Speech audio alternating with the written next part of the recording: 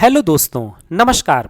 स्वागत है आप सभी का इस मैराथन सीरीज के थर्ड क्लास में। दोस्तों, एक बार फिर से हम लोग आ चुके हैं एक मैराथन सीरीज के तगड़े क्लास को लेकर के, जो आपके ट्रिपल सी की जानकारी को बहुत ही ज़्यादा इम्प्रूव करने का काम करेगा। दोस्तों, जैसा कि आप सभी को पता है कि हम लोग एक मैराथन सीरीज स्टार्ट किए हैं जिसमें कंप्यूटर से जुड़े हुए बहुत सारे मल्टीपल चॉइस क्वेश्चन पर हम लोग डिस्कस कर रहे हैं और लगातार अपनी जानकारी को बढ़ाने का काम कर रहे हैं। तो दोस्तों, अगर आप भी कंप्यूटर से जुड़े हुए किसी भी कोर्स में इनरोल हैं और आप अपनी पढ़ाई कर रहे हैं, तो आपके लिए यह पूरा का पूरा क्लास बहुत ही ज़्यादा खास होने वाला है। दोस्तों, अगर आप ट्रिपल सी की परीक्षा की तैयारी कर रहे हैं तो आपके लिए तो यह बिल्कुल रामबाण का काम करेगा। दोस्तों, आज का जो क्लास होगा वो बहुत ही स्पेशल क्लास होगा और हर एक प्रश्न आज के बिल्कुल चुनिंदा प्रश्न है, बिल्कुल चुने हुए प्रश्न हैं और ये सभी प्रश्न ट्रिपल सी की परीक्षा में अभी कुछ ही महीनों पहले पूछा गया है। तो मैं आपको रिकमेंड करूंगा कि ये पूरा का पूरा क्लास अंत तक आप देखिएगा और आज के इस क्लास को अगर आप लास्ट तक देखते हैं तो मेरा वादा है कि 100 से भी ज़्यादा प्रश्न आपके बिल्कुल अच्छे तरीके से तैयार हो जाएंगे। तो दोस्तों, जितने भी लोग इस क्लास के साथ जुड़े हैं, आप सभी का एक बार फिर से बहुत बहुत स्वागत है और बिल्कुल तैयार हो जाइए आज के इस क्लास के लिए, क्योंकि आज का क्लास बहुत ही ज़्यादा धमाकेदार होने वाला है। तो चलिए बिना देर किए शुरू करते हैं आज के इस इंपॉर्टेंट टॉपिक को। नमस्कार दोस्तों, मैं अभय पांडे सीसीआई एजुकेशन नगरा के इस डिजिटल क्लास में एक बार फिर से आप सभी का स्वागत करता हूं। दोस्तों, जैसा कि आप सभी को पता है कि यह ट्रिपल सी के सुपर क्लास के कुछ टॉप क्वेश्चंस को हम पिछले 2 दिनों से लगातार आपके लिए लेकर के आ रहे हैं और आज उसका तीसरा दिन है। दोस्तों, इन दोनों क्लास को अगर आप देखना चाहते हैं तो बिल्कुल इस सेशन को जब आप अंत तक देखते हुए जाएंगे तो वहां पर आपको दोनों ही क्लास का लिंक हम आपको दे देंगे, जहां पर क्लिक करके और आप उन दोनों क्लास को भी लगातार देख सकते हैं और अपनी तैयारी को बहुत ही ज़्यादा स्ट्रांग कर सकते हैं। दोस्तों, जैसा कि आप सबको पता है कि बस कुछ ही बच्चों की परीक्षाएं कल से ही शुरू हो रही हैं, तो आपके लिए तो बहुत ही ज़्यादा ये इंपॉर्टेंट क्लास होगा। बिल्कुल लास्ट तक देखिएगा और दिमाग पर बिल्कुल भी आपको बहुत ज़्यादा स्ट्रेस लेने की ज़रूरत नहीं है। आपकी तैयारी बहुत अच्छी हो चुकी है और आप और अच्छा करने के लिए आज का क्लास देख रहे हैं। तो दोस्तों, बिल्कुल तैयार रहिएगा, लगातार प्रश्नों पर आप अपना कमेंट करते रहिएगा और मुझे अंत में ज़रूर बताइएगा कि आज के इन टोटल प्रश्नों में आपने कुल कितना राइट आंसर किया है। तो बिल्कुल तैयार हो जाइए। एक बार आज हम फिर से आप लोगों के लिए पूरी तरह से दिल और जान लगा करके आपके लिए लेकर के आ चुके हैं क्लास। तो बिल्कुल तैयार रहिए। सभी का एक बार फिर से बहुत बहुत बहुत ज़्यादा स्वागत है। सभी को मेरी तरफ से गुड इवनिंग, सभी को मेरी तरफ से बहुत सारी शुभकामनाएं। तो चलिए बिल्कुल तैयार हो जाइए, चलते हैं सबसे पहले प्रश्न की तरफ और देखते हैं आज का पहला प्रश्न कौन सा है। दोस्तों, सबसे पहला प्रश्न आपके स्क्रीन पर आ चुका है। जी हाँ दोस्तों, सबसे पहला प्रश्न है 500 रुपए के नोट का रंग क्या है। जी हाँ दोस्तों, जो 500 रुपए के नए नए नोट अभी आए हुए हैं बाजार में, उनका कलर क्या है। जी हाँ दोस्तों, 500 रुपए के नोट का रंग क्या है। यहां पर 4 ऑप्शन आपको देखने को मिल रहा है: bright yellow, stone grey, magenta या फिर यहां पर दिया है फ्लोरोसेंट ब्लू। तो आपको बताना है कि आपके 500 रुपए के नोट का कलर क्या है। जी हां दोस्तों, आजकल ट्रिपल सी में नोटों के कलर से भी रिलेटेड बहुत सारे क्वेश्चंस देखने को मिलते हैं। तो आपको बिल्कुल तैयार रखना है इस प्रश्न को।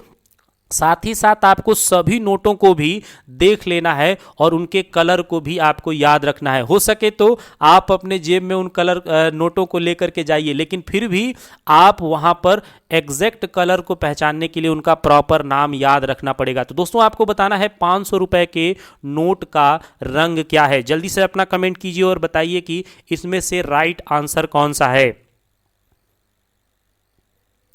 दोस्तों, यहां पर जो राइट आंसर होगा वो हो जाएगा option number B, stone grey. दोस्तों, 500 रुपए की जो नोट है उसका जो कलर है वह है स्टोन ग्रे।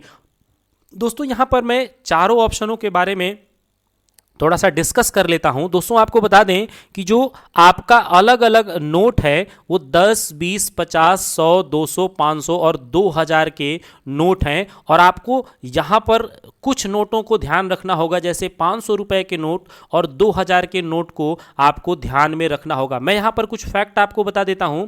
जो 500 रुपए की नोट होती है उसका साइज 66 mm इंटू 150 mm यानी 66 mm से लेकर के 150 mm का होता है, और उस पे लाल किले का आपको सिंबल मिल जाता है। जबकि दोस्तों आपको बता दें कि कलर उसका अभी हमने आपको बताया कि स्टोन ग्रे होता है। और 2000 के भी प्रश्न आपको कई बार देखने को मिले हैं, यानी 2000 के नोट का भी प्रश्न आपको कई बार देखने को मिला है। तो 2000 रुपए की नोट का जो कलर होता है वो होता है आपको पिंक कलर में, या मैग्नेटा कह सकते हैं दोस्तों। पिंक या मैग्नेटा कलर में वो 2000 की नोट आपको देखने को मिलती है, और उस पर आपको मंगलयान देखने को मिलता है। साथ ही साथ अगर साइज की बात करें तो 66 mm से लेकर के 166 mm तक होता है। तो इन दोनों नोटों को मैं आपको कहूंगा कि जरूर याद रखिएगा।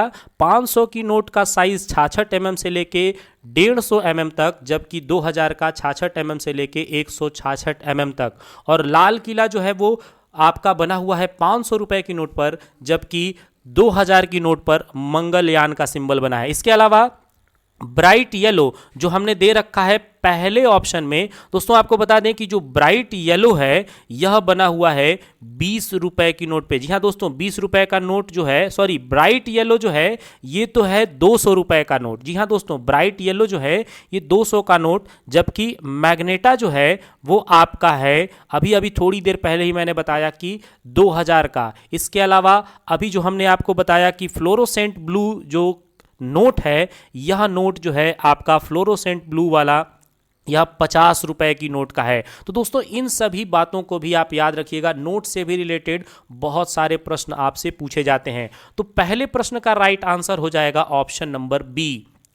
अब चलते हैं अपने दूसरे प्रश्न के तरफ। दोस्तों इसी तरह से अगर हर प्रश्न पे थोड़ा बहुत भी डिस्कस किया जाएगा तो आपकी तैयारी बहुत ज़्यादा स्ट्रांग होगी। आगे जैसे जैसे हम लोग बढ़ेंगे बहुत ही ज़्यादा स्ट्रांग जो है क्वेश्चन आपको देखने को मिलेंगे, और बहुत यूनिक क्वेश्चन होंगे। तो बिल्कुल लास्ट तक इस सेशन को देखिएगा और अपना कमेंट भी लगातार जरूर करते रहिएगा। चलिए चलते हैं अगले प्रश्न की तरफ।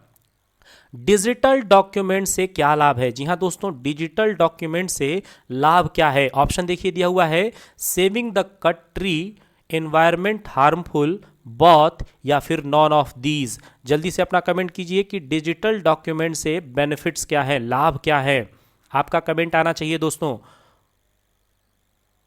दोस्तों यहां पर जो राइट आंसर होगा वो हो जाएगा option number A, saving the cut tree. दोस्तों पेड़ की कटान जो है वो लगातार कम होती जाएगी।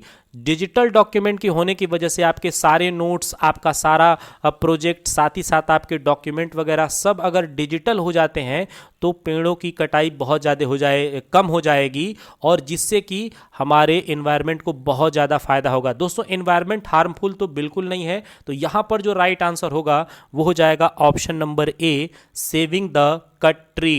अब चलते हैं नेक्स्ट क्वेश्चन पे, और वो प्रश्न है, रोबोट वर्ड का प्रयोग किसने किया? जी हां दोस्तों, सबसे पहली बार रोबोट शब्द का प्रयोग किसने किया था? दोस्तों आजकल आप लोग ट्रिपल सी की पढ़ाई में आरपीए का बहुत ज़्यादा नाम सुन रहे हैं। आरपीए यानी रोबोटिक प्रोसेस ऑटोमेशन। जब कोई मशीन लगातार किसी प्रक्रिया को, जो रिपीटिव टास्क है, दोहराने वाली प्रक्रिया है, उसको वो ऑटोमेटिक करने लगे तो वो क्रिया आरपीए कहलाती है। और रोबोट शब्द का सबसे पहली बार किसने इस्तेमाल किया है? दोस्तों यहाँ पर 4 ऑप्शन दिए गए हैं, बिल्कुल केयरफुली इन चारों ऑप्शनों को आप पढ़ लीजिए और अपना कमेंट कीजिए, बताइए कि कौन सा ऑप्शन यहां पर सही होने वाला है। दोस्तों आपको बताना है रोबोट शब्द का प्रयोग सबसे पहले किसने किया था। तो दोस्तों आपको यहां पर बता दें कि रोबोट शब्द का प्रयोग जो है वो सबसे पहली बार किया था कार्ले कैपेक ने। जी हां दोस्तों, कार्ले कैपेक, इन्होंने ही सबसे पहली बार रोबोट शब्द का इस्तेमाल किया था। तो ऑप्शन नंबर ए जो होगा वो बिल्कुल ही सही हो जाएगा। अब चलेंगे हम लोग अपने इस सेशन के चौथे प्रश्न पे। जी हां दोस्तों, क्रेडिट कार्ड से डॉलर में भी भुगतान किया जा सकता है। क्या ये बात सही है या फिर गलत? जी हाँ दोस्तों, आपको बताना है कि क्या क्रेडिट कार्ड से डॉलर में भी भुगतान किया जा सकता है। अगर हाँ तो ट्रू और नहीं तो फिर फॉल्स। जल्दी से कमेंट कीजिए, क्या है आपका राइट आंसर। क्रेडिट कार्ड से डॉलर में भुगतान किया जा सकता है, ट्रू या फिर फॉल्स। जल्दी जल्दी आप सभी का कमेंट आना चाहिए। दोस्तों, जितने भी लोग इस सेशन के साथ जुड़े हुए हैं, आप सभी का एक बार फिर से बहुत बहुत स्वागत है। और दोस्तों, जल्दी से आप लोग लाइक वाला बटन दबा दीजिए। जी हाँ दोस्तों, लाइक वाला बटन जब आप दबाते हैं तो मुझे बहुत ज़्यादा मोटिवेशन मिलता है और मुझे बहुत अच्छा लगता है। बस एक लाइक की ही तो ज़रूरत है आपकी। उस लाइक बटन को प्रेस करके और जल्दी से इस सेशन को लाइक कर दीजिए और इस वीडियो को जरूर अपने दोस्तों में भी शेयर करिएगा। तो दोस्तों, आपको बताना है क्रेडिट कार्ड से डॉलर में भी भुगतान किया जा सकता है। तो दोस्तों, लगातार जो आपके कमेंट्स आ रहे हैं और वो कमेंट्स हैं ट्रू, तो ये आपका आंसर भी बिल्कुल ट्रू है। जी हाँ दोस्तों, क्रेडिट कार्ड से आप डॉलर में भी भुगतान कर सकते हैं। अब चलिए चलते हैं नेक्स्ट क्वेश्चन पे, और वो है पोकेमॉन गो गेम किस टाइप की रियलिटी का उदाहरण है। जी हाँ दोस्तों, एक पोकेमॉन गो गेम है और उसके बारे में पूछा गया कि वो किस प्रकार के रियलिटी का उदाहरण है। यहाँ पर देखिए दिया हुआ है option, augmented reality, virtual reality, mixed reality या फिर नॉन ऑफ दीज। तो जल्दी से आपको दोस्तों कमेंट करना है और बताना है कि कौन सी रियलिटी का एक उदाहरण है पोकेमॉन गो गेम।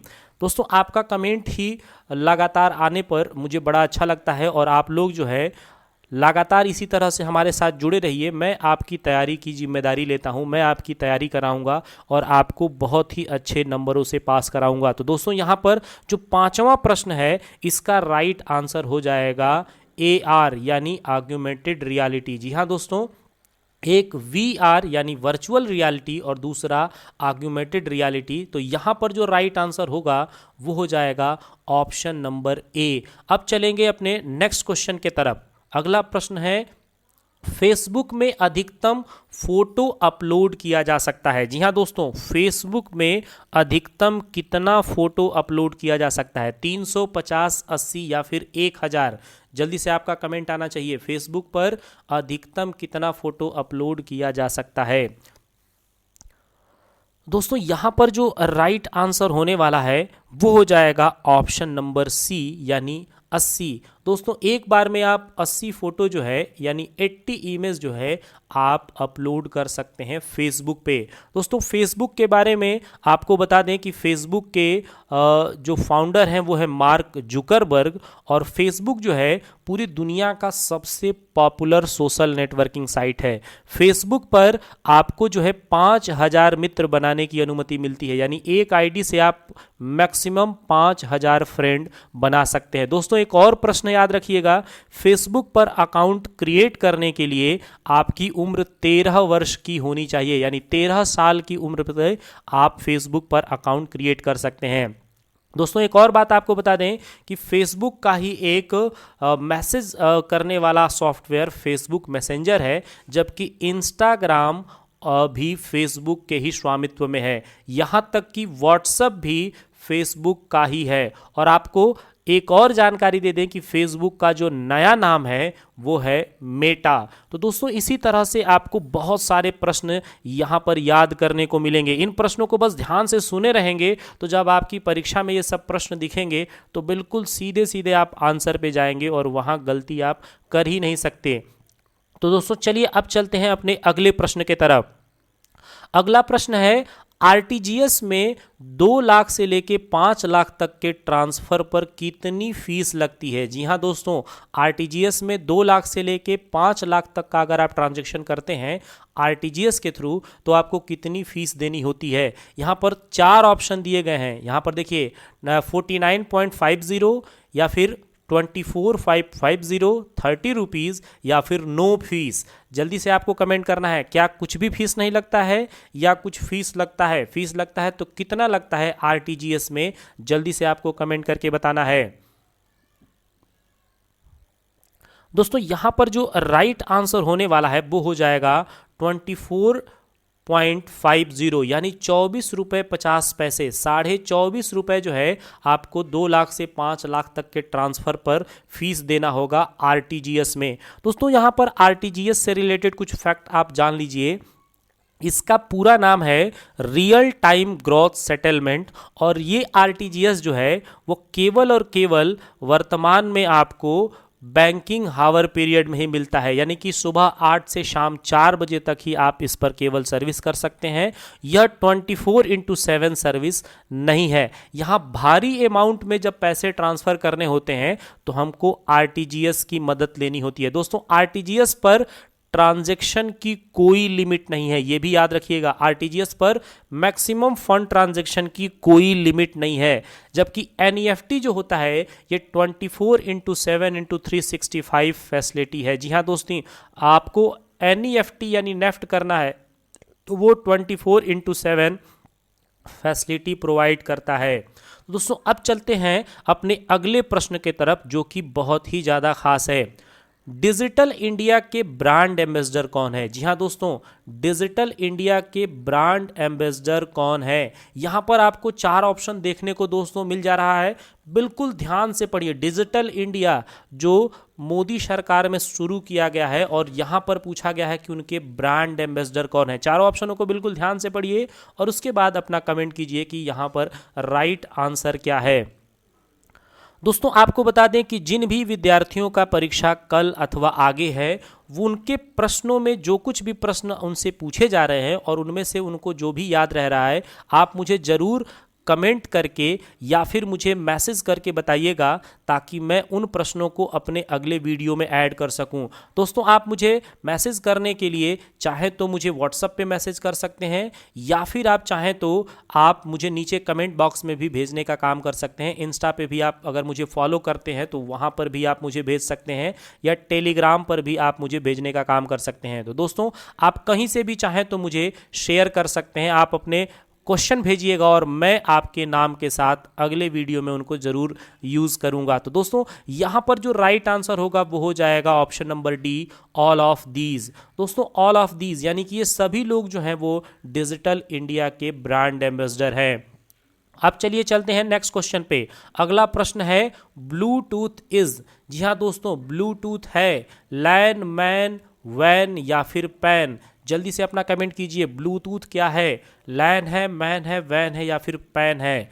तो दोस्तों आपको बता दें यहाँ पर चारों का पूरा नाम तो local area network, metropolitan area network, wide area network और पर्सनल एरिया नेटवर्क। तो दोस्तों आपको बता दें ब्लूटूथ जो है यह पर्सनल एरिया नेटवर्क की कैटेगरी में आता है। तो दोस्तों यहाँ पर जो राइट आंसर होगा वो हो जाएगा option number D, personal area network. अब चलेंगे नेक्स्ट क्वेश्चन के तरफ। अगला प्रश्न, राइटर के किस मेन्यू में बोल्ड, इटैलिक, अंडरलाइन पाया जाता है? जी हाँ दोस्तों, बोल्ड, इटैलिक, अंडरलाइन किस मेन्यू में पाया जाता है? राइटर के किस मेन्यू में? एडिट, फॉर्मेट टूल्स या फिर फाइल मेन्यू? जल्दी से आपका कमेंट आना चाहिए। जी हाँ दोस्तों, राइटर में बोल्ड, इटैलिक, अंडरलाइन ये किस मेन्यू में पाया जाता है? दोस्तों यहाँ पर मैं आपको बता दूं कि जो फॉर्मेटिंग टूल बार होता है, फॉर्मेटिंग टूल बार, वहाँ पर तो ये बोल्ड, इटैलिक, अंडरलाइन मिलते ही हैं। शॉर्टकट इनका पहला कैरेक्टर है कंट्रोल बी, कंट्रोल आई और कंट्रोल यू, लेकिन ये किस मेन्यू में होते हैं?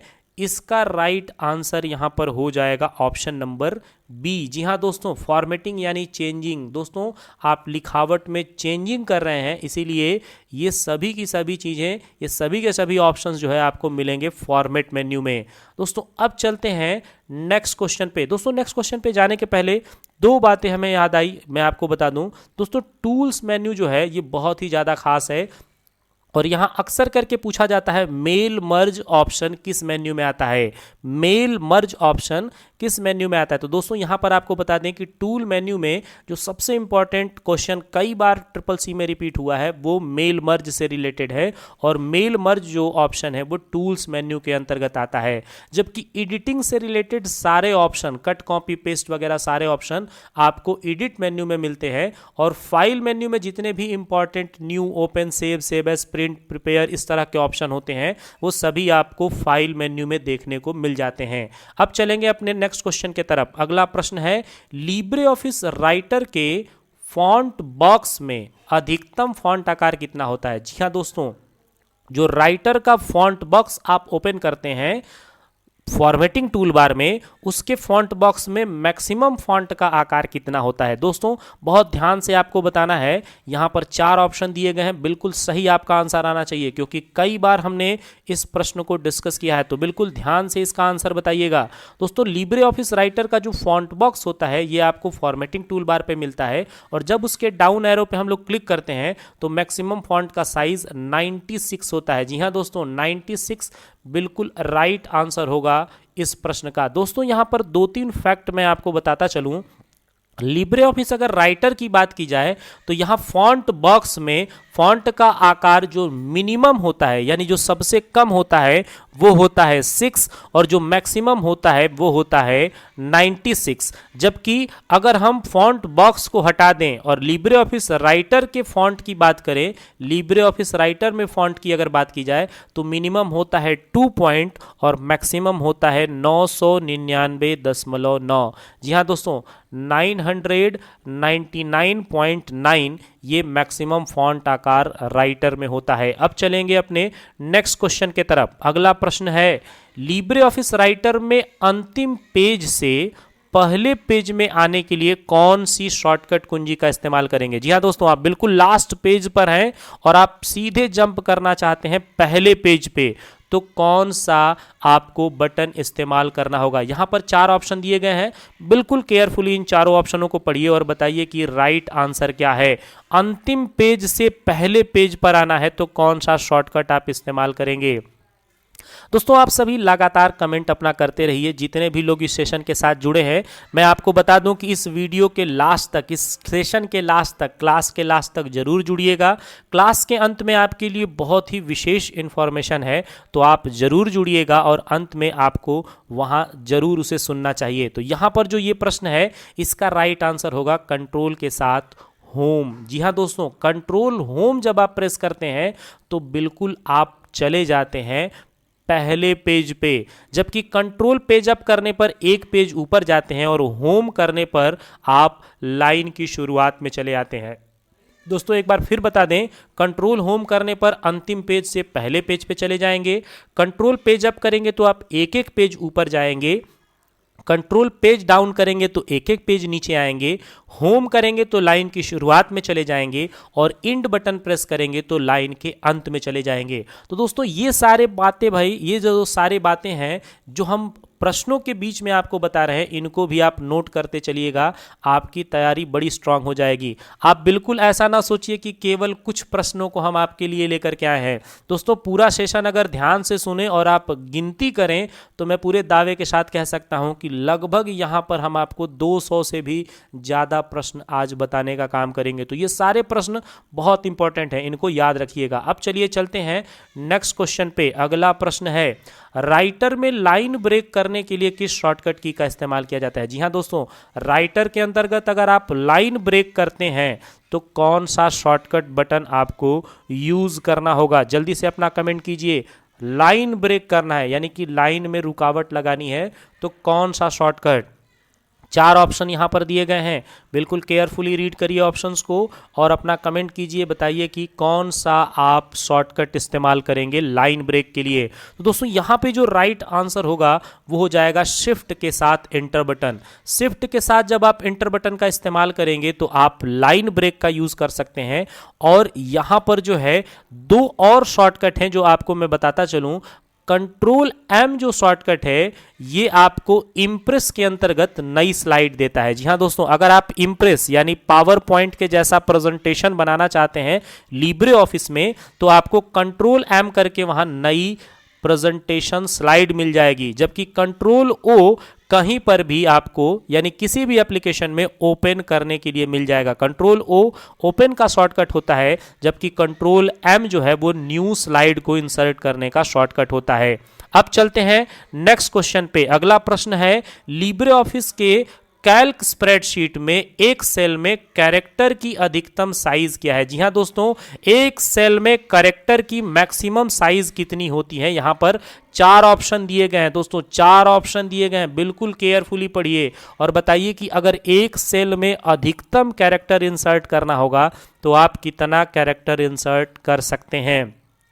तो दोस्तों इस तरह के प्रश्न हमने आपको कई बार कराया है और ये प्रश्न बहुत बार पूछे जाते हैं, इसीलिए इन प्रश्नों को भी हमने इस सेशन में रखा है। तो दोस्तों आपको बता दें, एक सेल में आप 32,767 यानी 32767 कैरेक्टर एक सेल में आप लिखने का काम कर सकते हैं। उसकी साइज मैक्सिमम 32767 होती है। अब चलेंगे नेक्स्ट क्वेश्चन की तरफ। अगला प्रश्न है, निम्नलिखित में से कौन सा पहला वेब ब्राउजर के रूप में जाना जाता है? बड़ा अच्छा प्रश्न है दोस्तों, बड़ा इंपॉर्टेंट है, मैं थोड़ा सा यहां पर डिस्कस भी करूंगा। तो पहले तो आपको इसका राइट आंसर बता देना है कि पहला वेब ब्राउजर, जो ये नीचे 4 नाम लिखे हुए हैं, इन चारों में पहला वेब ब्राउजर के रूप में किसे जाना जाता है? Nexus, internet explorer, Netscape navigator या फिर मोज़ेक? उसके बाद फिर मैं इस पर डिस्कस करूं। पहले जल्दी से आप जो है इसका राइट आंसर कमेंट कीजिए। दोस्तों यहां पर जो इस प्रश्न का सही उत्तर होगा वो हो जाएगा ऑप्शन नंबर ए, नेक्सस। दोस्तों नेक्सस जो है यह पहले वेब ब्राउजर के रूप में जाना जाता है। अब आपके मन में होगा ये कैसे, तो चलिए मैं थोड़ा सा डिस्कस करता हूं और आपको बताता हूं। दोस्तों टिम बर्नर्स-ली ने, यानी टिमोथी बर्नर्स-ली ने सबसे पहली बार जो वेब ब्राउजर बनाया था उसका नाम रखा था वर्ल्ड वाइड वेब। दोस्तों ये बिना स्पेस का था, वर्ल्ड वाइड वेब जो इसका नाम रखा गया था वो बिना स्पेस का था और ये दुनिया का पहला ब्राउजर था। और टिम बर्नर्स-ली ने ही www का भी आविष्कार किया था, यानी वर्ल्ड वाइड वेब।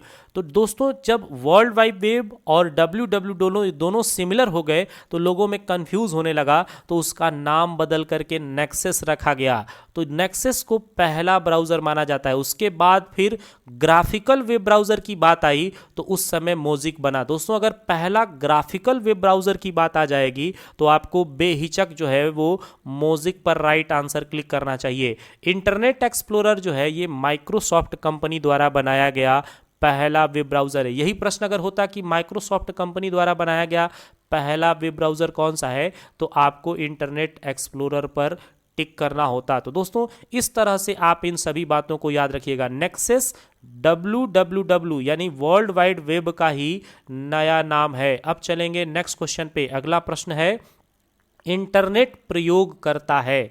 जी हाँ दोस्तों, जो आप इंटरनेट चला रहे हो, जिसके माध्यम से आप मेरा यह क्लास देख रहे हो, यह इंटरनेट किसका प्रयोग करता है? Circuit switching, pocket switching, hybrid switching या फिर नॉन ऑफ दीज? जल्दी से कमेंट कीजिए, बताइए इनमें से किस स्विचिंग का प्रयोग इंटरनेट करता है? दोस्तों आपका कमेंट आना चाहिए लगातार। दोस्तों यहां पर आपको बता दें कि यहां जो राइट आंसर होने वाला है वो हो जाएगा option number B, pocket switching. जी हाँ दोस्तों, पैकेट स्विचिंग, पॉकेट कह रहा हूं, पैकेट स्विचिंग जो है यह इंटरनेट प्रयोग करता है। अब चलेंगे अगले प्रश्न के तरफ। बहुत खास प्रश्न है, प्रधानमंत्री सुरक्षा बीमा योजना का शुभारंभ हुआ था। जी हाँ दोस्तों, प्रधानमंत्री सुरक्षा बीमा योजना की शुरुआत कब हुई थी? ऑप्शन आप देखेंगे यहाँ पे 9 मई 15, 9 अप्रैल 2015, 20 मई 2015 या फिर 1 मई 2015। आपको बताना है प्रधानमंत्री सुरक्षा बीमा योजना का शुभारंभ कब हुआ था। दोस्तों जल्दी से आप अपना कमेंट करेंगे। ऑप्शन नंबर ए जो होगा ये इसका बिल्कुल सही होगा। दोस्तों 9 मई 2015 जो है यह आपका बिल्कुल ही राइट आंसर होगा। प्रधानमंत्री सुरक्षा बीमा योजना का शुभारंभ हुआ था 9 मई 2015। अब चलेंगे नेक्स्ट क्वेश्चन पे। अगला प्रश्न, टर्म वेब ब्लॉक कब तैयार किया गया था? जी हाँ दोस्तों, टर्म वेब ब्लॉक कब तैयार किया गया था? 4 डेट यहां पर दिए गए हैं। दोस्तों चारों डेटों को बिल्कुल ध्यान से पढ़ लीजिए और प्रश्न पढ़िए, फिर बताइए कि इसका राइट आंसर क्या होगा। दोस्तों जितने भी बच्चों की परीक्षा कल है। आप सभी को मेरे तरफ से बहुत सारी शुभकामनाएं। बिल्कुल आत्मविश्वास के साथ आप परीक्षा हॉल में जाइएगा और मैं एक बार फिर से आप सभी को सजेस्ट करूंगा कि बिल्कुल ध्यान से प्रश्न को 2 बार पढ़िएगा और समय आपके पास बहुत अच्छा खासा होगा। 90 मिनट का पूरा आपको समय मिलेगा। आप उन सभी समय का सदुपयोग करते हुए सभी प्रश्नों का उत्तर दीजिएगा और आप बेहतर तरीके से प्रश्नों को 1 या 2 बार पढ़ करके और उसके बाद आंसर करेंगे तो आपका जो यह प्रश्न पत्र है, आपका जो ये पेपर है, वो बहुत अच्छा होगा। मैं इस बार पूरी तरह से कोशिश कर रहा हूं और मैं पूरी तरह से कामना कर रहा हूं कि आप लोगों की सभी की परीक्षा जो है वो बहुत ही अच्छे तरीके से हो और आप लोग बहुत ही अच्छे ग्रेड में अपनी इस परीक्षा को क्वालिफाई करें। तो दोस्तों आपको बता दें कि टर्म वेब ब्लॉग जो है इसको तैयार करने का काम किया गया है सबसे पहली बार 1997 में दोस्तों, 17 नवंबर 1997 में। दोस्तों 17 नवंबर 1997 में टर्म वेब ब्लॉग को तैयार किया गया था। अब चलेंगे नेक्स्ट क्वेश्चन की तरफ। ओपन सोर्स क्या नहीं है? जी हाँ दोस्तों, ओपन सोर्स क्या नहीं है? Windows 8, LibreOffice, Linux, Ubuntu. तो आपको बताना है ओपन सोर्स क्या नहीं है।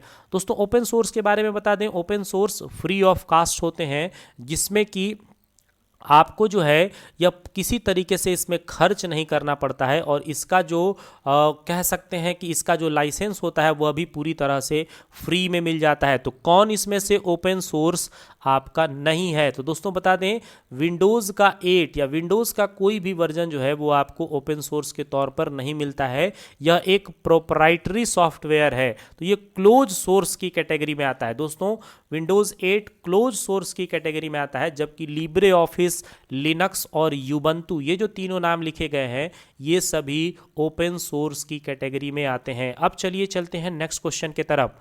विश्व में पहली बार किस देश में एटीएम का प्रयोग किया गया था? जी हाँ दोस्तों, ATM automated teller machine, automated teller machine का सबसे पहली बार किस देश में इस्तेमाल किया गया था? तो जल्दी से आपको अपना कमेंट करना है और बताना है कि यहाँ पर राइट आंसर क्या होने वाला है।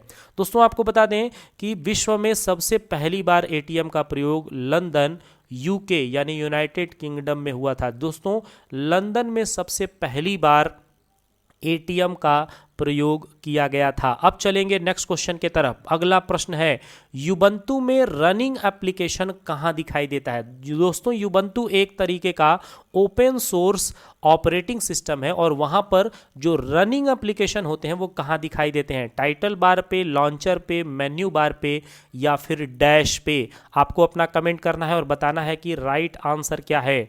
दोस्तों रनिंग एप्लीकेशन की अगर बात की जाए तो यूबंतु ऑपरेटिंग सिस्टम में यूबंतु ऑपरेटिंग सिस्टम में आपको वो दिखाई देता है लॉन्चर पे। दोस्तों लॉन्चर पर आपको देखने को मिलता है रनिंग एप्लीकेशन और लॉन्चर जो है इसके सबसे ऊपर में आपको डैश देखने को मिलता है। जी हाँ दोस्तों, सबसे ऊपर में आपको डैश देखने को मिलता है लॉन्चर के अंतर्गत, जबकि मेन्यू बार आपको वहां पर ऊपर में यूबंतु के डेस्कटॉप पर दिखाई देता है। अब चलेंगे नेक्स्ट क्वेश्चन के तरफ। अगला प्रश्न बहुत खास, यूबंतु में लॉग आउट का शॉर्टकट की क्या है? जी हाँ दोस्तों, यूबंतु ओएस के अंतर्गत लॉग आउट का शॉर्टकट की क्या है? 4 ऑप्शन दिए गए हैं, बिल्कुल केयरफुली आपको ऑप्शंस को पढ़ना है और उसके बाद बताना है कि लॉग आउट का शॉर्टकट की यूबंतु ओएस में क्या होने वाला है। दोस्तों अभी पिछले महीने में यूबंतु से रिलेटेड कई सारे प्रश्न पूछे गए हैं, इसीलिए हमने भी 4-5 प्रश्न जो है वो यूबंतु ऑपरेटिंग सिस्टम से यहाँ पर दे रखा है, तो इनको भी आपको याद रखना है। दोस्तों आपको बता दें, यूबंतु ऑपरेटिंग सिस्टम में लॉग आउट का शॉर्टकट होता है control alt del button. Control alt del button जो है यह लॉग आउट का शॉर्टकट की है। अगला प्रश्न यूबंतु ओएस से ही है। दोस्तों यूबंतु ओएस में शट डाउन का ऑप्शन कहां प्रदर्शित होता है? जी हां दोस्तों, अगर आप यूबंतु ओएस चला रहे हैं तो वहां पर शट डाउन का जो ऑप्शन होगा वो आपको कहां दिखाई देगा?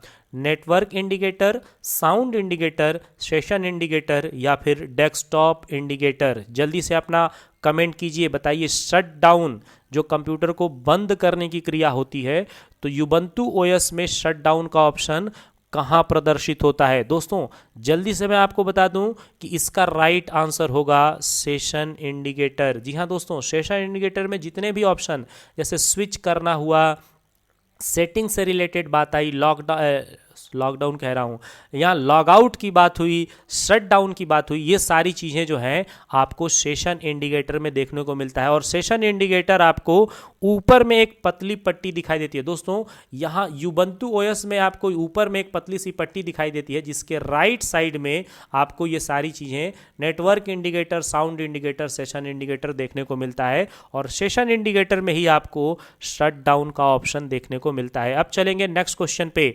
अगला प्रश्न बहुत खास, यूबंतु ओएस में कंट्रोल पैनल को किस नाम से जाना जाता है? कंट्रोल पैनल, जैसे विंडोज ऑपरेटिंग सिस्टम में सारी सेटिंग करने के लिए कंट्रोल पैनल का हम यूज करते हैं, वैसे ही यूबंतु ओएस में कंट्रोल पैनल को किस नाम से जाना जाता है?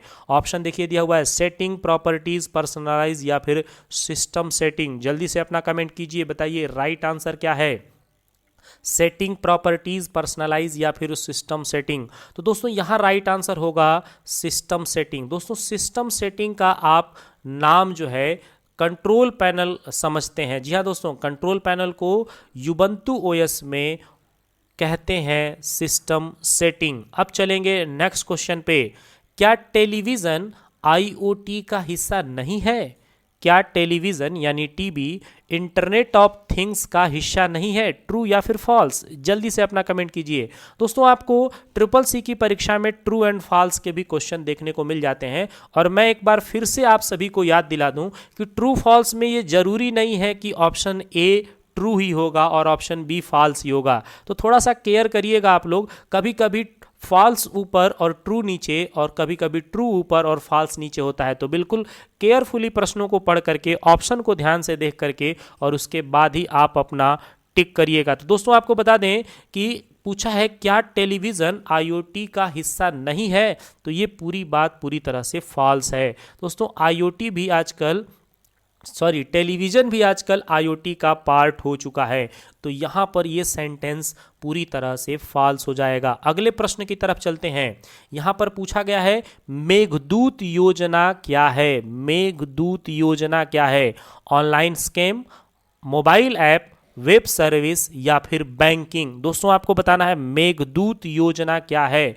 ये क्या है मेघदूत योजना? ऑनलाइन कोई स्कीम है, स्कैम कह रहा था मैं, ऑनलाइन कोई स्कीम है, मोबाइल ऐप है, वेब सर्विस है या फिर बैंकिंग से रिलेटेड कोई योजना है? तो दोस्तों यहाँ पर आपको बता दें कि मेघदूत योजना जो है वो मोबाइल के ऐप से रिलेटेड है, जहाँ पर मोबाइल के डिफरेंट ऐप जो आपको डिफरेंट टाइप के वर्क को करने में आपकी मदद करते हैं, उनसे संबंधित यह योजना है जिसका नाम है मेघदूत योजना। ये मोबाइल ऐप से संबंधित है। अब चलेंगे अगले प्रश्न के तरफ। अगला प्रश्न है फुल फॉर्म ऑफ आईवीआर। जी हाँ दोस्तों, आईवीआर का पूरा नाम आपको बताना है। 4 ऑप्शन दिए गए हैं, मैं आपको समय दे देता हूं। ऑप्शंस को बिल्कुल ध्यान से पढ़िए और बताइए कि इन चारों में से राइट आंसर कौन सा है। तब तक मैं आपको कुछ खास बातें बताता चलूं। तो दोस्तों आपको बता दें कि ट्रिपल सी की जो परीक्षा होगी उसमें एक प्रश्न पर आपको 30 सेकंड तो रुकना ही पड़ेगा। जैसे अभी मैंने ये प्रश्न आपसे पूछा, तो ये प्रश्न 30 सेकंड के बाद ही आप उसे नेक्स्ट कर सकते हैं। 30 सेकंड के पहले आप उसे नेक्स्ट नहीं कर सकते। तो आपको ये बात ध्यान रखना होगा कि बिल्कुल केयरफुली तब तक उस प्रश्न को 2 बार पढ़ लीजिए और अपना उत्तर दीजिए, जिससे कि पूरी तरह से आप संतुष्ट हो जाएं और फिर से दोबारा उस प्रश्न पर लौट के आने की जरूरत ना पड़े। तो दोस्तों यहां पर पूछा गया है आईवीआर का पूरा नाम क्या है। तो दोस्तों आपको बता दें कि इसका पूरा नाम हो जाएगा इंटरैक्टिव वॉइस रिस्पॉन्स। जी हाँ दोस्तों, इंटरैक्टिव वॉइस रिस्पॉन्स जो है वो आईवीआर का पूरा नाम होगा। अब चलेंगे नेक्स्ट क्वेश्चन पे। तो यहां पर भी पूछा गया है ईसीबी का पूरा नाम। दोस्तों ईसीबी का पूरा नाम पूछा गया है और यहां पर भी आपको 4 ऑप्शन देखने को मिल रहे हैं। बिल्कुल केयरफुली इन ऑप्शंस को पढ़िए और बताइए। दोस्तों यहां पर एक फैक्ट मैं आपको जोड़ता चलूं। दोस्तों आजकल फुल फॉर्म पूछने का तरीका थोड़ा सा चेंज किया गया है और अब आपको पूरी तरह से फुल फॉर्म देखने को नहीं मिलता है। जनरली जैसे यहाँ पूछा गया है फुल नेम ऑफ ECB, तो ऐसा भी पूछा जा सकता है कि ECB में C का या E का या B का पूरा नाम क्या है। तो दोस्तों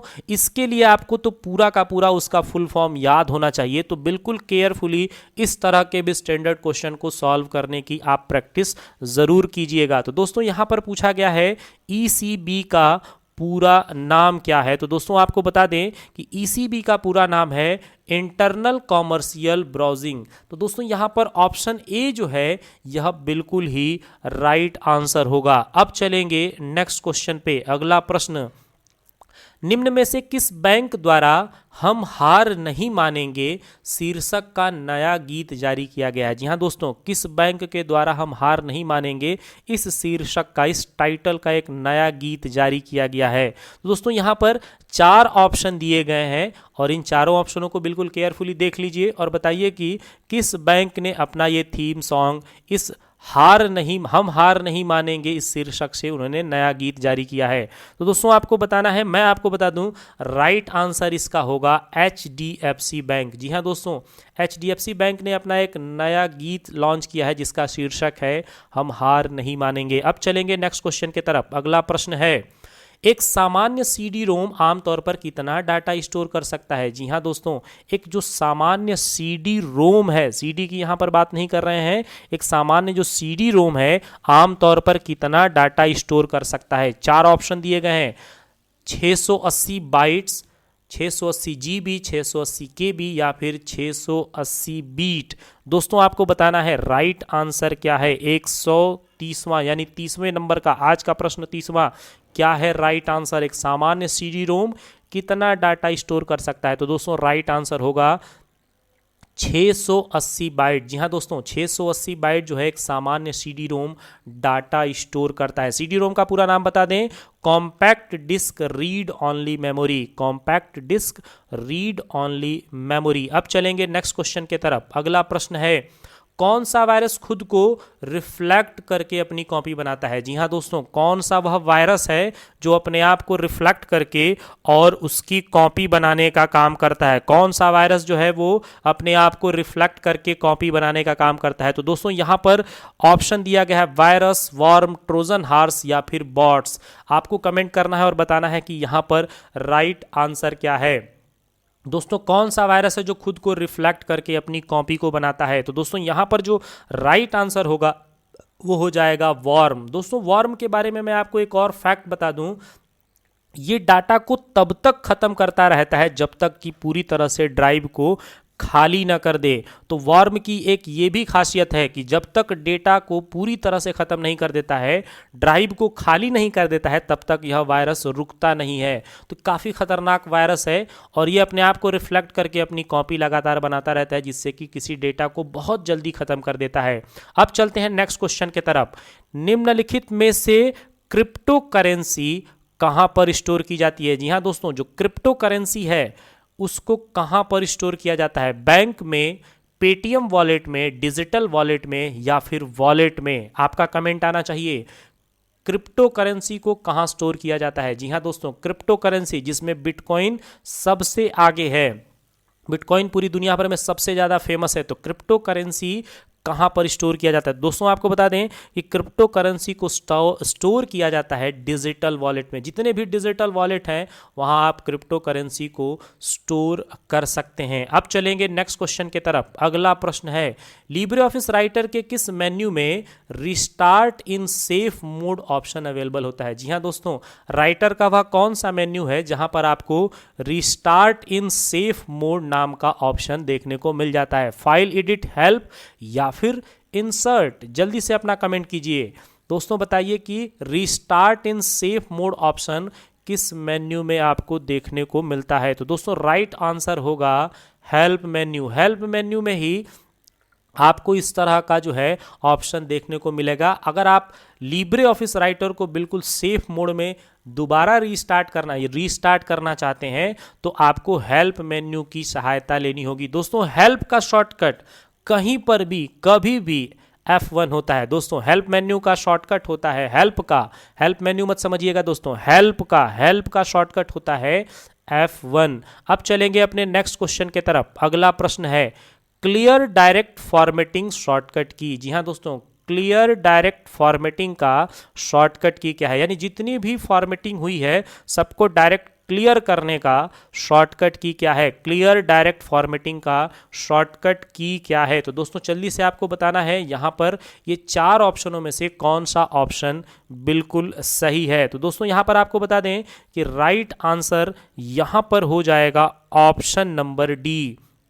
कंट्रोल एम करके, सॉरी दोस्तों, यहाँ पर कंट्रोल शिफ्ट टी जो होगा वो होगा क्लियर डायरेक्ट फॉर्मेटिंग का शॉर्टकट की। तो कंट्रोल शिफ्ट टी यहाँ पर राइट आंसर हो जाएगा। अब चलेंगे नेक्स्ट क्वेश्चन के तरफ। अगला प्रश्न दिया है, लैन मैन पैन को कंप्यूटर की किस पीढ़ी में शुरू किया गया था। जो local area network, metropolitan area network और पर्सनल एरिया नेटवर्क है, इसको कंप्यूटर के किस जनरेशन में स्टार्ट किया गया था। पीढ़ी यानी जनरेशन, थर्ड, फोर्थ, फर्स्ट या फिर फिफ्थ।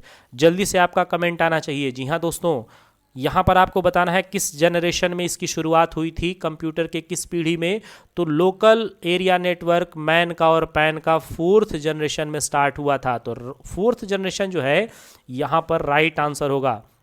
दोस्तों यहाँ पर कुछ फैक्ट बताते चलें तो फर्स्ट जनरेशन में वैक्यूम ट्यूब, थर्ड जनरेशन में आईसी, फिफ्थ जनरेशन में फोर्थ में माइक्रो प्रोसेसर और फिफ्थ में एआई आर्टिफिशियल इंटेलिजेंस का यूज किया जा रहा है। अब चलेंगे नेक्स्ट क्वेश्चन पे। अगला प्रश्न है, निम्नलिखित में से किस कंपनी के साथ मिलकर एप्पल ने प्रोसेसर चिप बनाया था। एप्पल कंपनी ने किस कंपनी के साथ मिलकर के और प्रोसेसर चिप बनाने का काम किया था। इंटेल, मोटोरोला, टेस्ला या फिर माइक्रोसॉफ्ट। जल्दी से आपका कमेंट आना चाहिए। किस कंपनी के साथ मिलकर के एप्पल कंपनी देखिए, एप्पल कंपनी ने मिलकर के प्रोसेसर को बनाने का काम किया था। तो दोस्तों यहाँ पर थोड़ा सा क्वेश्चन एक्सपोज हो गया और राइट आंसर इंटेल हो जाएगा। दोस्तों इंटेल कंपनी जो है प्रोसेसर बनाने का काम किया था एप्पल के साथ मिलकर के, और उसका नाम रखा गया था इंटेल 4004, 4004 उस प्रोसेसर का नाम था। अब चलेंगे नेक्स्ट क्वेश्चन पे। अगला प्रश्न बहुत खास, निम्नलिखित में से किसके द्वारा इनाइक कंप्यूटर डेवलप किया गया था। दोस्तों इनाइक नाम का जो कंप्यूटर है, बड़ा प्रश्न इससे पूछा जाता है और आपसे पूछा गया कि इनाइक कंप्यूटर को किसने डेवलप किया गया। दोस्तों चार नाम लिखे गए हैं, इन चारों नामों को पढ़िए। मैं आपको थोड़ा सा समय दे देता हूं, इन चारों नामों को पढ़िए और बताइए कि इनाइक नामक जो कंप्यूटर है इसको किसने डेवलप किया था। तब तक मैं कुछ आपको फैक्ट बताता चलूं। इनाइक का पूरा नाम है electronic numerical integrator and calculator, electronic numerical integrator and calculator, और इसको बनाया गया था 15 फरवरी 1946 में। और बनाने का काम दो लोगों ने किया था, एक का नाम था जॉन मॉकले और दूसरा प्रेस्पर एकर्ट। तो दोस्तों यहाँ पर राइट आंसर ऑप्शन ए हो जाएगा, जॉन मॉकले। दूसरा नाम आपको बता दें, वो हैं जॉन मॉकली के साथ जॉन मॉकली और प्रेस्पर एकर्ट, इन दोनों ने मिलकर के एनाइक नाम का कंप्यूटर बनाया था, और इन्हीं दोनों ने यूनिवैक फर्स्ट को भी बनाने का काम किया था। अब चलेंगे नेक्स्ट क्वेश्चन पे। यहां पर है सिमेट्रिक यानी असममित इनक्रिप्शन का प्रयोग करके किसे सुरक्षित किया जा सकता है। सिमेट्रिक इनक्रिप्शन का प्रयोग करके किसे सुरक्षित किया जा सकता है। ओनली पब्लिक की, प्राइवेट की, पब्लिक एंड प्राइवेट की बोथ, या फिर रजिस्टर की। जल्दी से आपको अपना आंसर बताना है। यहाँ पर क्या होगा इस प्रश्न का राइट आंसर। तो दोस्तों आपको बताते चले, यहाँ पर पब्लिक एंड प्राइवेट दोनों की को सिक्योर करने के लिए, सुरक्षित करने के लिए हमें यूज करना होता है असममित इनक्रिप्शन यानी सिमेट्रिक इनक्रिप्शन का प्रयोग करना होता है। अब चलेंगे नेक्स्ट क्वेश्चन की तरफ। अगला प्रश्न है, निम्नलिखित में से राउटर किस लेयर पर कार्य करता है। दोस्तों जो राउटर है वह किस लेयर पर काम करता है, बताइए क्या है इसका राइट आंसर। तो दोस्तों यहाँ पर ऑप्शन दिया गया है network layer, physical layer, data link layer और ट्रांसपोर्ट लेयर। तो इन चारों में से कौन सा है राइट आंसर। तो आपको बता दें यहाँ पर राइट आंसर होगा, राउटर की बात हो रही है, राउटर। तो राउटर एक फिजिकल लेयर की कैटेगरी में आता है। तो दोस्तों ऑप्शन नंबर बी जो है वह हो जाएगा राइट आंसर, फिजिकल लेयर। दोस्तों यहाँ पर दो प्रश्न हम आपके लिए खास जोड़ देते हैं। अगर आईपी के लेयर की बात की जाएगी तो आईपी का 4 प्रकार का लेयर होता है। आईपी के लेयर 4 होते हैं। आईपी का पूरा नाम है इंटरनेट प्रोटोकॉल, जबकि ओएसआई मॉडल का 7 लेयर होता है, 7 लेयर होते हैं ओएसआई मॉडल में। तो राउटर हमेशा फिजिकल लेयर की कैटेगरी में आता है। अगले प्रश्न की तरफ चलते हैं। तो अगला प्रश्न है, निम्नलिखित में से क्रेडिट कार्ड किसके द्वारा इन्वेंट किया गया था। दोस्तों क्रेडिट कार्ड किसके द्वारा बनाया गया है? 4 ऑप्शन दिए गए हैं, चार्ल्स वेविस, चार्ल्स हल, चार्ल्स डार्विन या फिर जॉन बेगिंस। आपको बताना है राइट आंसर क्या है, क्रेडिट कार्ड को किसने बनाया है।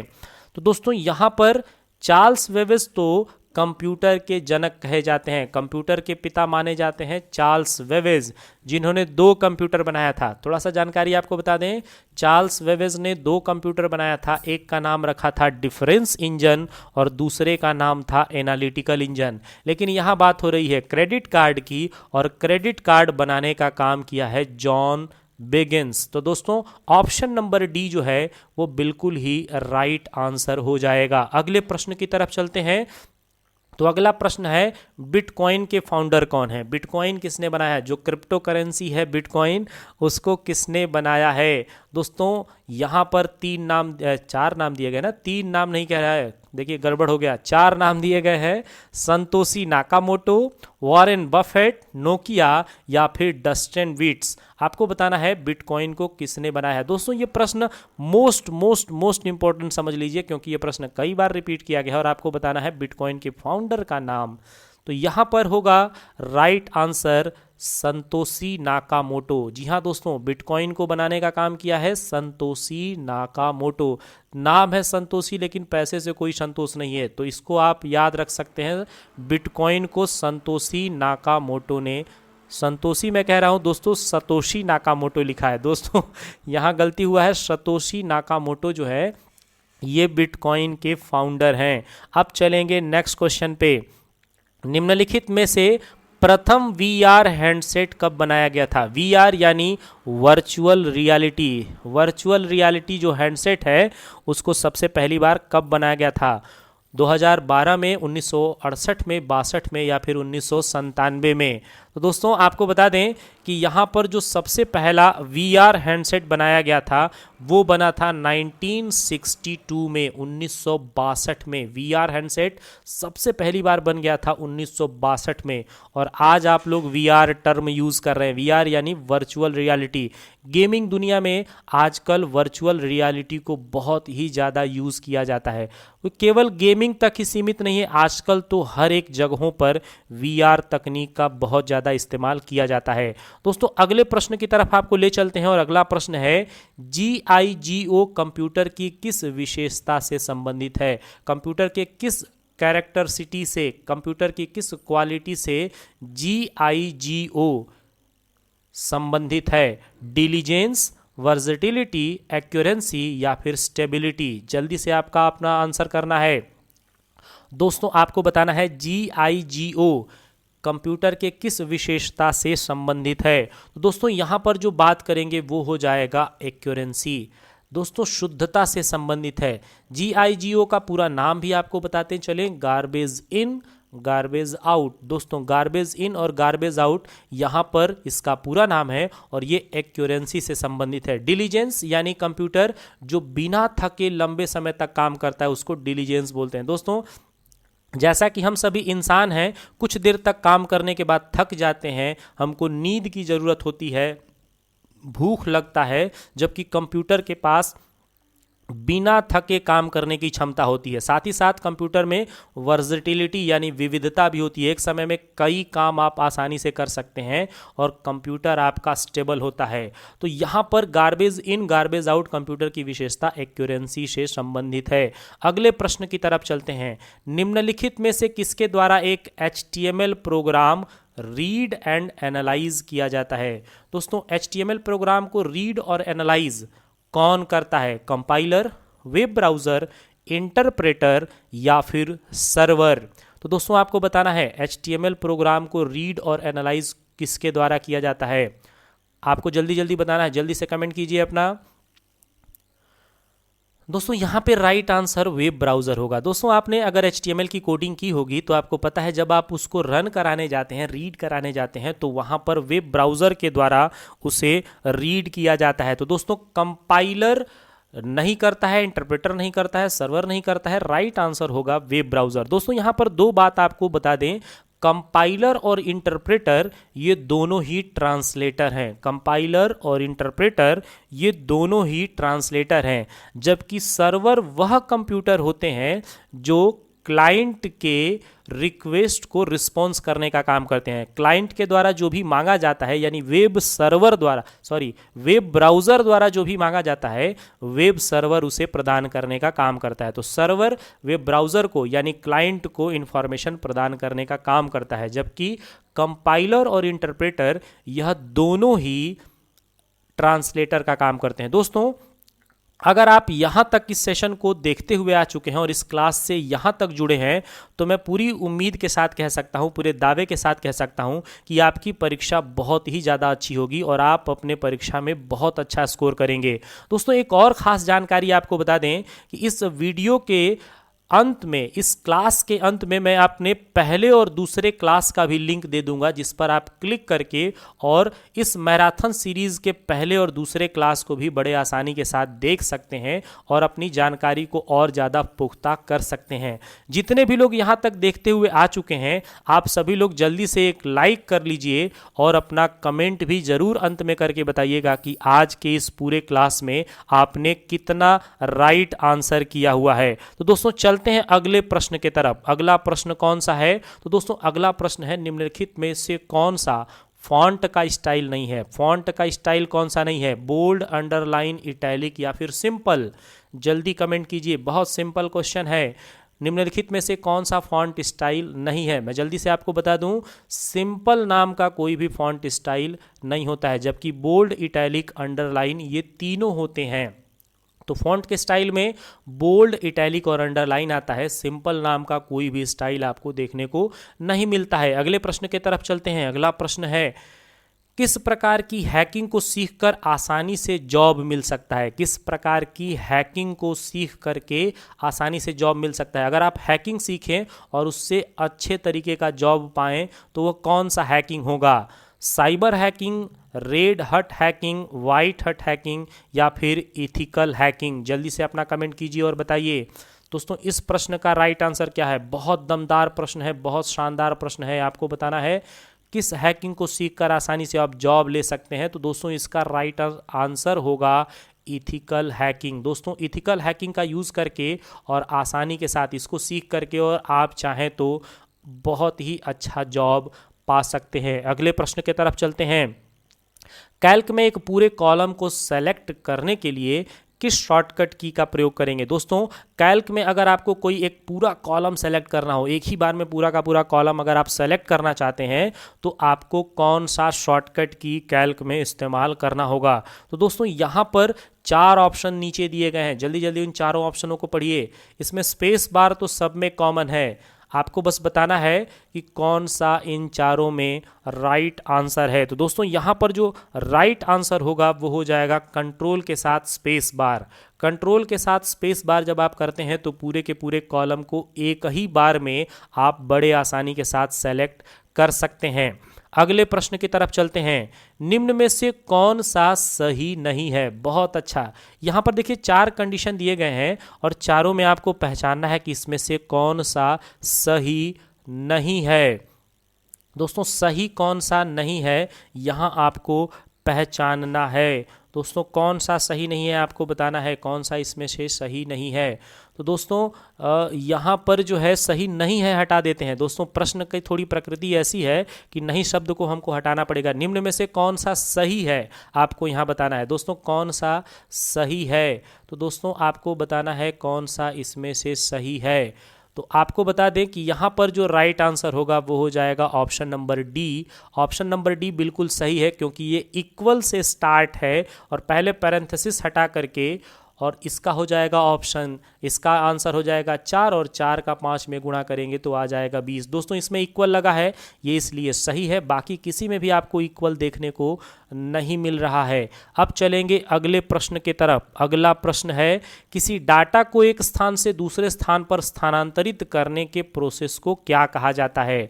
यानी डाटा को एक जगह से दूसरी जगह तक भेजने को क्या कहते हैं? Data communication, data abstraction, data manipulation और डाटा कंट्रीब्यूशन। जल्दी से आपका राइट आंसर आना चाहिए और आपको बताना है कि यहाँ पर राइट आंसर क्या है। डाटा को एक जगह से दूसरी जगह तक स्थानांतरित करने की प्रोसेस को क्या कहा जाता है? तो दोस्तों आपको बता दें कि एक जगह से दूसरी जगह तक डाटा को भेजने की क्रिया कम्युनिकेशन होती है और राइट आंसर हो जाएगा option number A, data communication. Communication को हिंदी में संप्रेषण के नाम से जाना जाता है। अब चलेंगे अगले प्रश्न की तरफ। अगला प्रश्न है, निम्न में से किस भाषा को नींव के पत्थर के रूप में जाना जाता है? नींव के पत्थर के रूप में कंप्यूटर की किस भाषा को जाना जाता है? सी, कोबोल, फोर्ट्रान या फिर बेसिक? जल्दी से आपका यहाँ आंसर आना चाहिए। निम्न में से किस भाषा को नींव के पत्थर के रूप में जाना जाता है? दोस्तों आपका कमेंट होना चाहिए सी, कोबोल, फोर्ट्रान या फिर बेसिक। तो दोस्तों यहाँ पर जो राइट आंसर होगा, नींव के पत्थर के रूप में बेसिक नाम की भाषा को जाना जाता है। तो बेसिक जो है वो बिल्कुल ही यहाँ पर राइट आंसर हो जाएगा। तो दोस्तों हम आशा करते हैं कि हमारा यह पूरा का पूरा आज का क्लास आप सभी को बहुत अच्छा लगा होगा। जैसा कि मैंने क्लास के बीच में आपसे कहा था कि आप लास्ट तक जरूर देखिएगा, आपके लिए एक स्पेशल बात होगी। तो दोस्तों मैं आपसे रिक्वेस्ट करूंगा कि आपका जो आज कल या फिर जब भी आपका जो भी पेपर हो तो उसका जो भी क्वेश्चन हो आप मुझे ज़रूर भेजिएगा, जिससे कि मैं उन्हें अपने अगले सेशन में उन सभी को जोड़ सकूं। साथ ही साथ मेरी तरफ से और पूरे CCI एजुकेशन नगरा परिवार की तरफ से आप सभी को आपकी परीक्षा की बहुत ढेर सारी शुभकामनाएं और आप अपने एग्जाम में सबसे अच्छा करें, इसके लिए ढेर सारी शुभकामनाएं। बेस्ट ऑफ लक दोस्तों। ऐसे ही आप लगातार हमारे साथ जुड़े रहने के लिए रेड कलर के बटन को प्रेस करके चैनल को सब्सक्राइब कर लीजिए, बेल आइकन को भी प्रेस कर लीजिए ताकि नए वीडियो का नोटिफिकेशन आपको लगातार मिलता रहे। मिलते हैं अगले कुछ खास तरह के वीडियो में, तब तक के लिए आप सभी अपना केयर करिए। बहुत बहुत धन्यवाद। Thank you friends. जय हिंद, गुड नाइट।